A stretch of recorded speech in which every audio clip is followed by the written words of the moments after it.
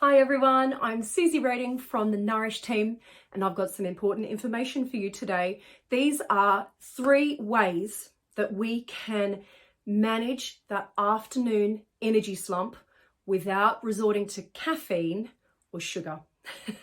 Sounds familiar, right? Now, science shows that we have a post-lunch dip in arousal. This thing is real and it doesn't matter what you eat. It doesn't really matter what time you eat. The fact is, in the early afternoon, there is a general drop in levels of awareness, concentration. We feel a little bit dopey. This is actually why a lot of cultures will have that mid-afternoon siesta. There's great wisdom in that. However, for those of us that have to kind of press on, there's stuff required of us. I want to give some alternatives to caffeine and sugar. And also, if there is the opportunity to have a little rest, I want to give you some ideas for how you can shape that as well. Now, my first suggestion is to plan for it. Let's just accept that this is a common phenomena. Expect it. If we can give ourselves permission to rest, so we're really honoring this, these biorhythms that are calling to us in the early afternoon to soften and drop. What could we do? Well, if you've got 5 minutes, can you lie down and put your legs up the wall? Because that redistributes all the blood flow to the vital organs. If we tether our mind on relaxing thoughts or maybe listening to something soothing, that is a beautiful mental break. Yeah. Don't lie there and think about your to-do list. Don't lie there and ruminate. Lie there and focus on feeling the sensation of breathing or listening to something that keeps you anchored in calm. So we've got legs up the wall. If you've got a little longer, maybe 10 minutes, maybe 20 minutes, maybe even 30 minutes, then I'd highly recommend you listen to one of the yoga nidras on the Nourish app. These are my go-to, and I tell you what, your nervous system will thank you for it. If you don't have time for either of those 2 suggestions, then please take a child's pose. Or if you don't have time for a child's pose, then just bring the back of your hand to the forehead and earth your brow that way.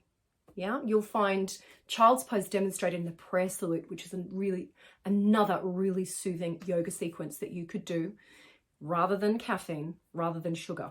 Okay, the other thing is, if you are constantly finding yourself really groggy, a real sense of mind fog in the early afternoon, then ask yourself, are you going to bed early enough? And I hear you, for all of those mums that doesn't matter what time you go to bed, you're up and down like a yo-yo with your little ones. Make an appointment for as many early nights as possible. And in the absence of the opportunity for sleep, please prioritize restorative practices where possible. Do them before you hit the ground running with all of those other things that are required of you, and you'll be more productive. Yeah, sometimes rest is the most productive thing possible.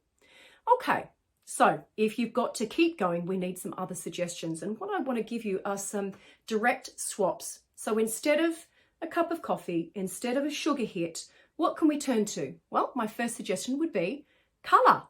Wear a colour that you love, a little swish of lippy. These things genuinely do lift the spirits. We could turn to music, put on a piece of music that lifts you up, that encourages you to maybe move. There's another idea, move your body. Some mountain breaths, a tree pose, a warrior pose, anything standing that is stimulating and uplifting. Yeah. Nature, turn to Mother Nature. She will always sustain you and nourish you. There's always some kind of comforting message in Mother Nature. Or let's take a look at direct swaps. Okay, so instead of caffeine or a sugary treat, have a herbal tea. Just make sure it's caffeine free. Maybe add a batch flower remedy to a tall glass of sparkling water. Have a life-giving snack. Eat some fruit. Make sure you've got bananas in the house. A handful of nuts. Whatever it is that feeds your brain so that you can think straight.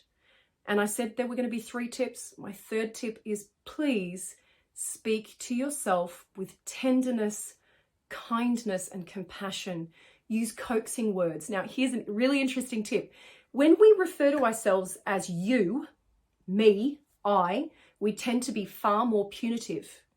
Whereas if we refer to ourselves by our name or by some kind of pet name, we tend to be kinder and sweeter to ourselves. So refer to yourself by name or some kind of pet name, and naturally we cultivate kinder inner dialogue.